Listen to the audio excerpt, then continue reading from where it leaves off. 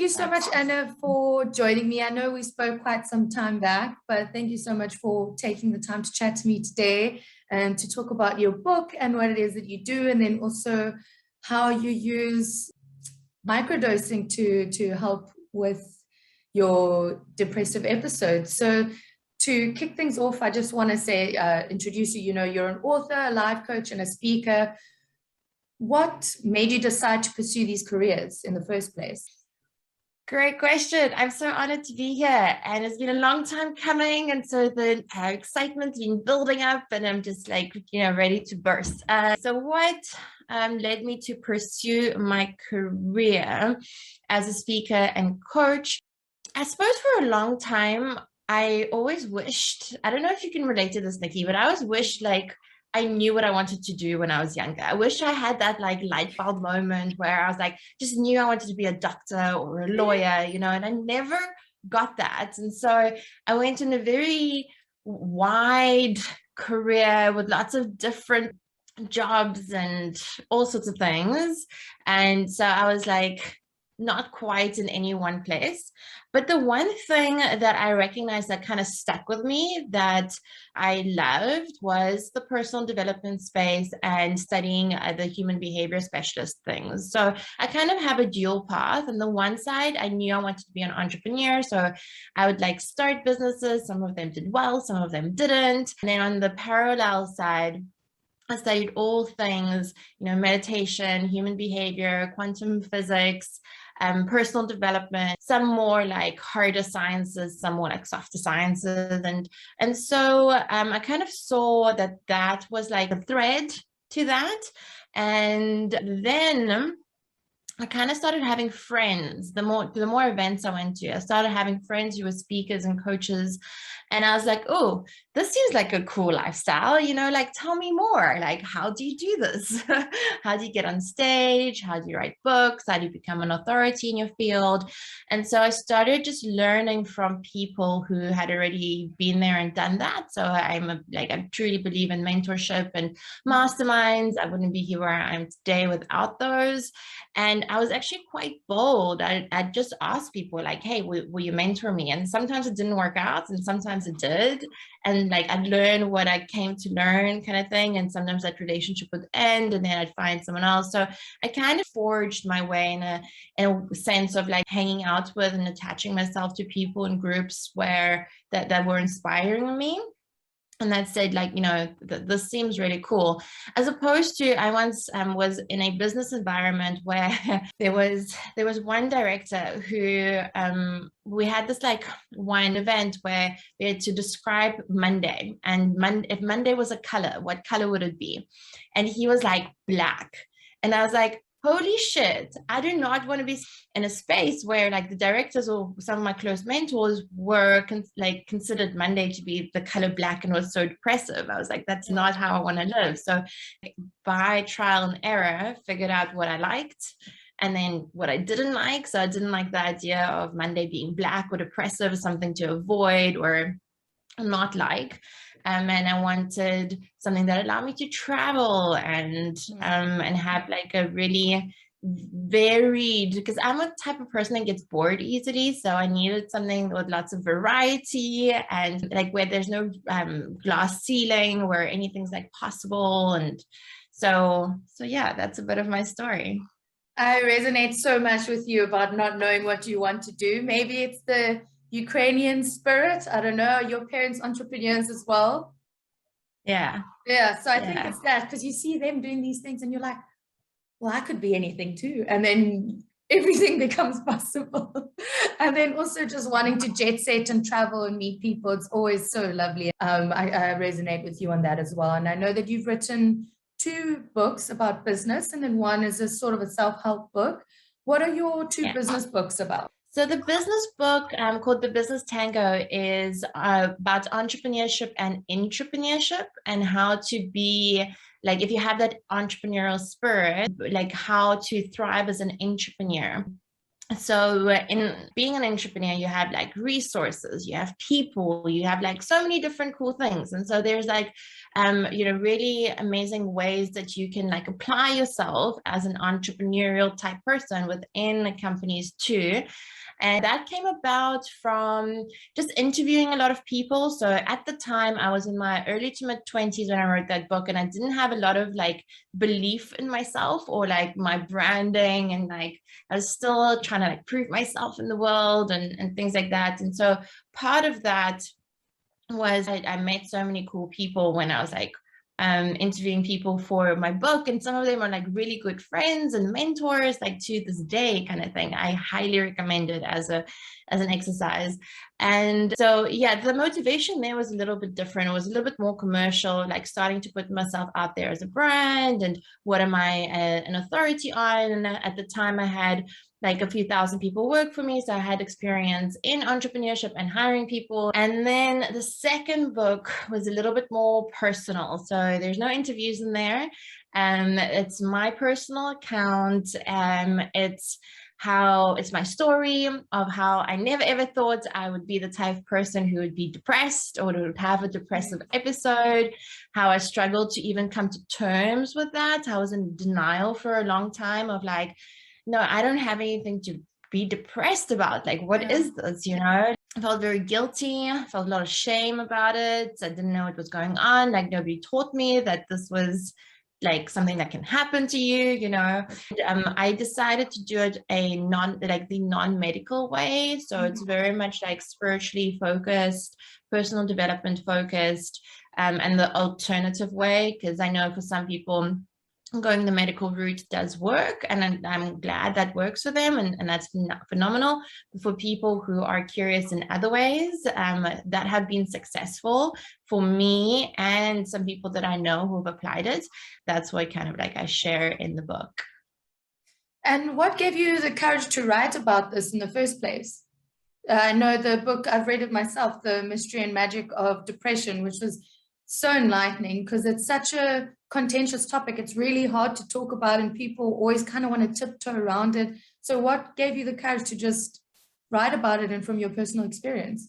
For a long time, I didn't have the courage to even talk about it because I was like, with people, I was afraid that I was going to lose all my clients. Like, do clients want a depressed coach? Like, like if people really knew what was going on behind the scenes. It did take a long time for me to just own it and go like, this is part of my human experience, and not shy away from it, and not try to portray one side of like, I'm always inspired and inspiring and motivating. So yeah, owning that shadow side of myself took some time. We'll talk about language, we'll talk about plant medicines as well. And one of the steps is actually mining the gold. Like, when you go through tough times, one of the things that helps you to the other side is then using it as a gift.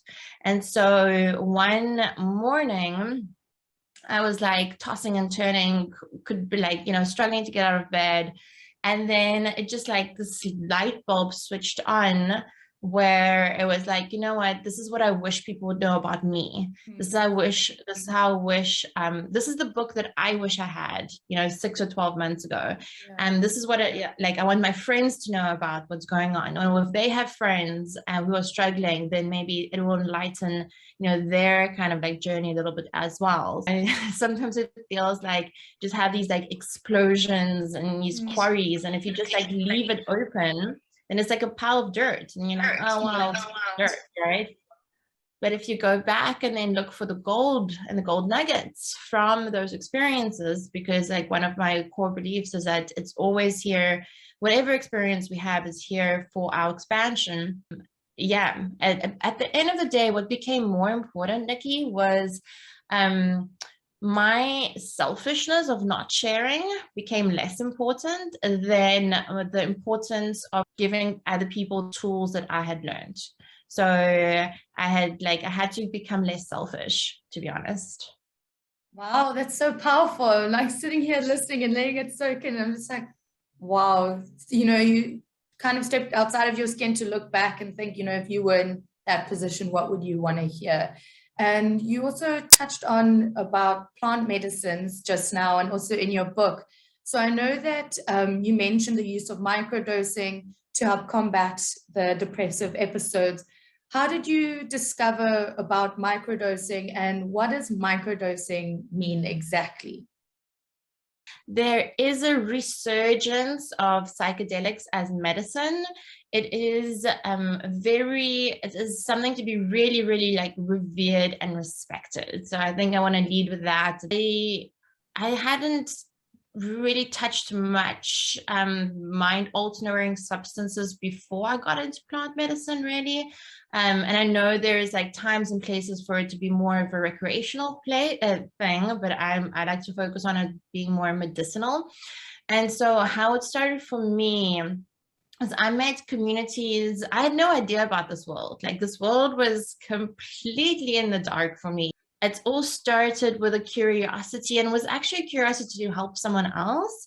And a curiosity it started with ayahuasca. And at these ayahuasca retreats, then you get to talk to people who have so much more experience. They've been doing it for 10 years. It's kind of like, you know, following the breadcrumbs a little bit. And once you like open the door a little bit, like the whole universe starts to open. You're like, oh my God, this is Candyland. But also be careful. You know, it's like I said, to be treated with reverence, and to be also really careful with the resurgence. There's a lot of like misinformation. I know misinformation is just like such a hot word these days. Everything is like misinformation, but with media and what people can do with fake media, there's always going to be so much misinformation. I think that's something that we can't escape. Yeah, so in terms of like being careful about like charlatans and where you get your information, make sure that properly trained, that obviously where you get the medicine is sourced. You know, all my ayahuasca ceremonies and retreats have been here, so I know quite a lot of people. And so once you hear from several people that this person is good, you know, you can start then like trusting that source. It just started with a curiosity. It started with just also feeling that the traditional narrative of doctors and Western medicines wasn't sitting.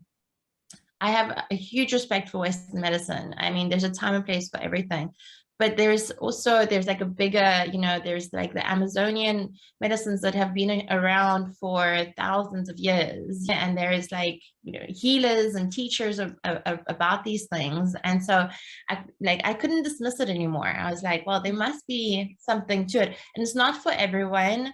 I truly believe that when you're ready, the medicine will resonate with you, and you'll meet someone, or you'll talk to someone, or you'll read a blog, or you'll listen to a podcast about it, or, you know, like something will you'll like start following the thread, and see, you know, what works for you. I do believe that like less is more, especially with microdosing. So microdosing doesn't have to be microdosing psilocybin or magic mushrooms or psychedelic mushrooms doesn't have to be just for depression. It does help for depression in my case, and there are studies that say this, so I'm not the only one.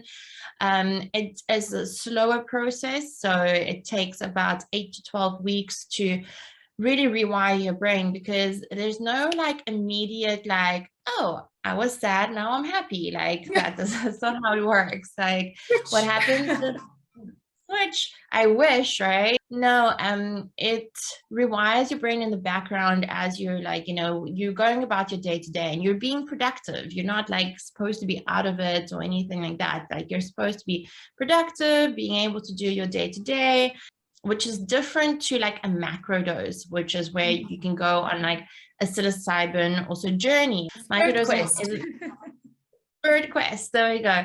Microdosing is meant to give you a psychedelic experience. It's meant to, in the background, I think what it does, and I don't have any scientific proof of this, this is just me observing it. I think what it does is it brings you closer to nature. And when we come closer to our childlike nature, and then we come closer to the nature that's on the outside, we start to heal internally, you know. It's also important to take breaks between, like, you're not constantly on it kind of thing, because you want your brain to also, like, you know, set in reality and like build solid foundations. And I also talk about like fortifying the microdosing experience with like a strong morning practice and journaling and meditation and physical workouts. And so it's not just like, oh, I'm going to pop this pill and everything is going to be dandy. It's like also being committed. I call it committed to the light. You can do it without microdosing. It's like, you know, people have done it with meditation alone. I just feel that it takes much longer, and that's fine. Like, and I'm just grateful that we are on a planet that we have these tools. But when you have such beautiful tools that are from nature available to us, like, I just question like, why, you know, why wouldn't we use it, you know?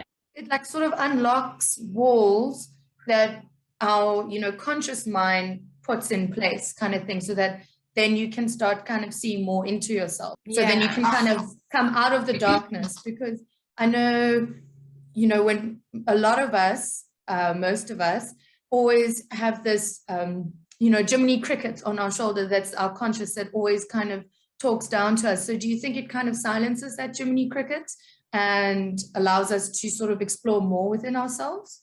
Sometimes, especially if you take the wrong dosage, it could amplify the voice, you know, like, and then make you like confront it, you know. Maybe it's not about silencing it, maybe it's about amplifying it and then leaning into it. So for different people, it's going to do different things.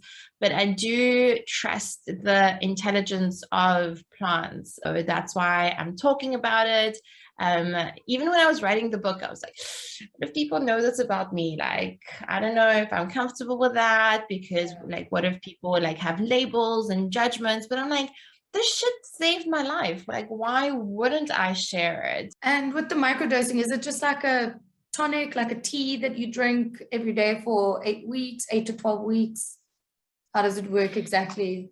Yeah, so it's usually pulverized mushroom in a cap. So so it's measured as 0.1 or 0.2 grams. Now, like, different parts of a mushroom will have different strengths of the psychedelic mind-altering psilocybin effect, right? So this is where it's important to know where you get it from. That 0.1 to 0.2 grams is generally considered a microdose. Generally, it also depends on your sensitivity to plant medicine. Yeah, treating yourself as that kind of experiment, you know. One side, in terms of like dangers of like overdosing, are like unheard of. But with like things like psychosis and mental health things, like, I do recommend like caution on that side. People that I get it from are really well, like very knowledgeable, so I trust their guidance, kind of thing. So ideally that, or if you have a friend who knows what they're doing, your sources of information should be like good. And you said that, you know, you can still function normally in the day, like carry on, still work, and it just sort of does its own little thing in the back of the mind. To give you a brief breakdown, and I'm not I have to also say, like, I'm not the mushroom expert. I just know this on me and also what I've studied. On a microdose, you should be able to function 100%. Working out, working, there should not be like like too much of a, you should not notice that you're like on anything, you know. Then when people want more of a creativity hack or like a flow state, then they up the dosage a little bit to something that's called a mini dose. So you actually have like nano dose, which is smaller than a microdose. You have a microdose, and microdosing is just like, you know, people use it. I even have heard people use the word microdosing for mini dosing and museum dosing. So like, yeah, it's like people... That sounds wild.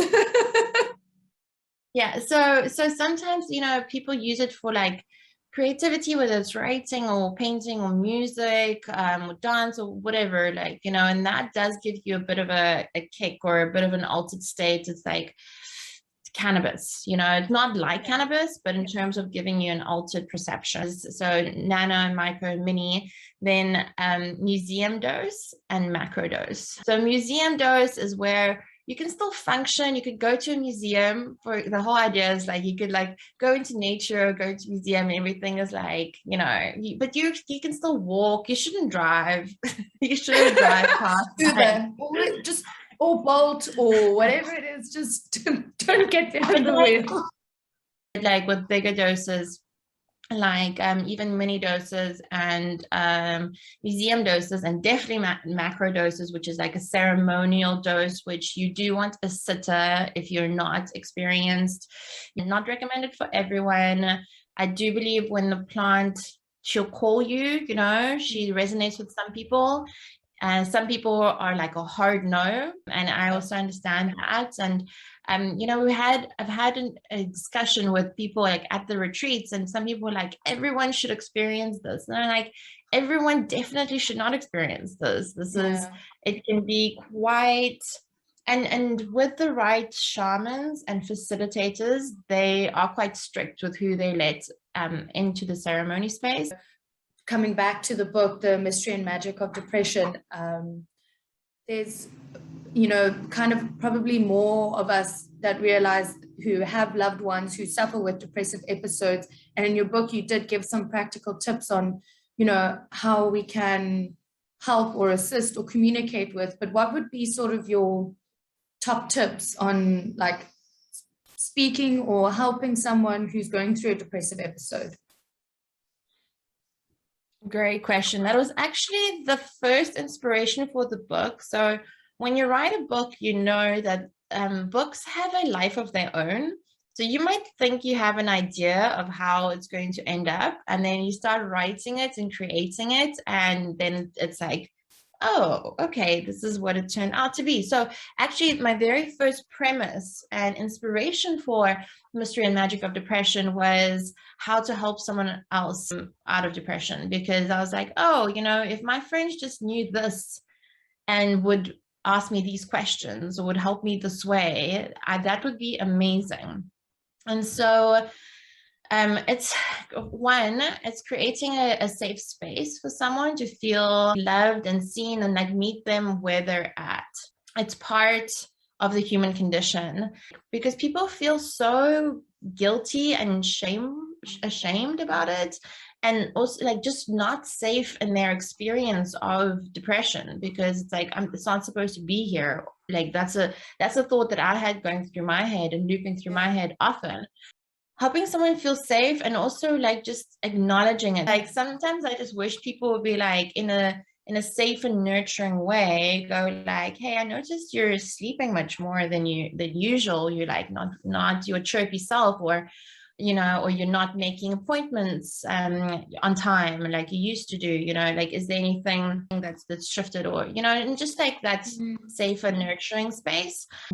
It's about like, a lot of the help that we try to give people ends up being projection. So like, this is what I would do, you know, versus asking someone like, you know, what do you need right now? I need to meditate for half an hour. And if someone, even if they were on the other side of the world, would just sit and meditate with me for half an hour, where what would happen is friends would like say like, oh, like come out for a drink, or, you know, and like a drink would be like the last thing that I needed. So what I needed was like more like, you know, going for a walk, going like sitting down for a meditation, so like working or co-working together.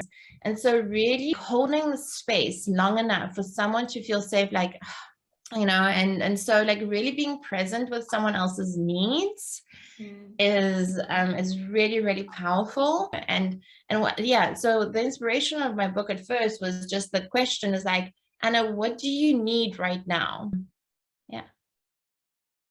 And a question that I ask everyone who comes on is, what does feminine leadership mean to you? I think I'm not for feminine or masculine leadership. I'm for balanced leadership. When we have, like, in one of the companies that I used to work in, we had a director, and he always said, like, women make the best leaders and the best managers, and because maybe they are more empathetic, or they, and that's again a blanket statement, it's not true for everybody, but like, that was his experience. But I do think that the future is to balance the masculine and feminine leadership, and not like overturn the masculine with the feminine leadership, if that makes sense. And each one of us has feminine and masculine side. I don't know how else to what No, else I to completely share. agree with you. I think I agree it has to be a balance, because we've seen once it's tipped one side of the scale, the world is thrown out. And now I think as more feminine leaders are coming into power, some countries are starting to balance out. We've seen how they've started to turn around themselves around, and I think a lot of other countries are looking to them and starting to take some notes about that kind of feminine leadership aspects as well. So I think it's just a matter of balancing it out, and then eventually taking masculine and feminine out of the leadership phrase altogether and just calling it leadership for what it is. Yeah, I do believe, like, in terms of, like I said, a lot of the hurt that we have seen has been more like towards masculine hurt and masculine abuse of power. And the way to heal that is not to fight it, is actually to love it. I love that. That's beautiful. That makes a lot of sense as well. And I just want to move us to the next segment, which I like to call the ABCs of your career. So starting with A, what was your amazing, affluent aha moment of your career journey? My amazing, affluent aha moment. Is that what you asked? Yes. Alliteration is everything. Okay.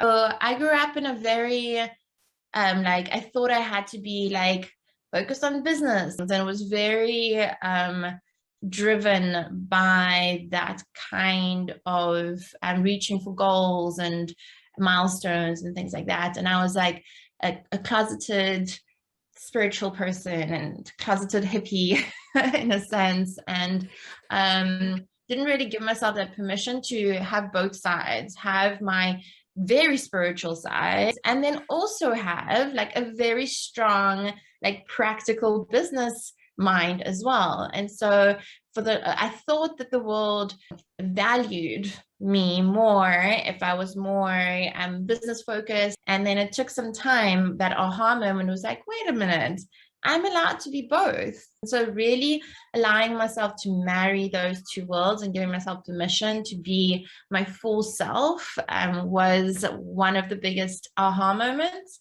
And then the second one was, and it wasn't one, it was like many aha moments, where I kept on putting myself into scenarios and situations where I had to trust the unknown.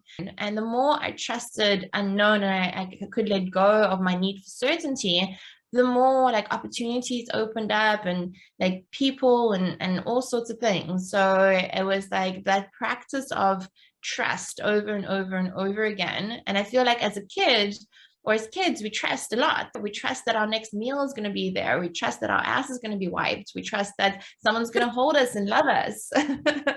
And then we unlearn to trust. And so it's coming back to that essence of like trusting the unknown, trusting the universe, trusting for the path to unfold, instead of like holding on to like what I know and the certainties, because that limits you, and that limits you in terms of like what's possible for you. And B, what was a business blunder turned to blessing? When I ran out of money in our export business, so we had an export business where we were exporting wine from South Africa into Ghana and Zimbabwe, and basically that what led to a meeting with a potential investor, which then led to my next business, which was in security. Like that was a huge blessing. So yeah, running out of money sometimes is great. It makes you resourceful. Yeah. And C, what was a comical, cinematic worthy cock-up moment? Wow. Comical All to about normalizing realistic. failure on this platform. So I want people to talk Comical about their moment. failures and to become comfortable with it. It's a part of life. Comical. Right after university, I worked on yachts for a bit. And the way that I got fired twice from that industry was quite comical. And it was a clear sign that I wasn't meant to be in that industry. Um, so that was quite comical. Once, yeah, it was complete cock up in terms like I was just completely unprofessional and it was so out of character. What I'd done, I got like drunk on shift, which is like a black mark next to your name. Like I couldn't believe it, I did it, but it was like an exit strategy. Like my soul was just like screaming, like, get the fuck out of here. And I have every love and respect for that industry because it gave me so much, but it was also like time for me to move on.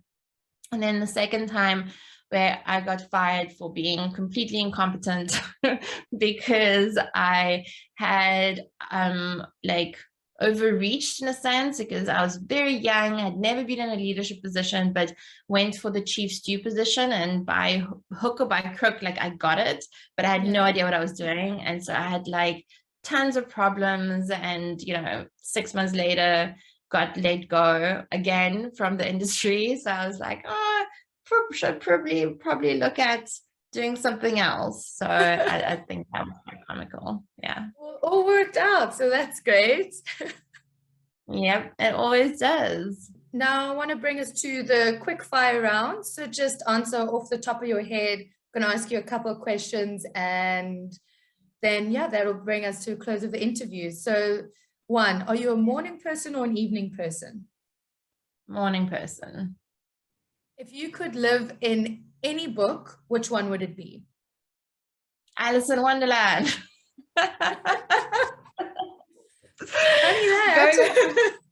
Going off the theme of what we talked about, plant medicine.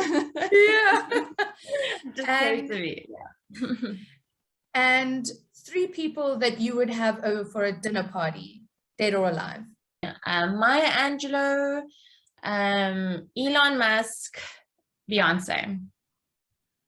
A very interesting table indeed.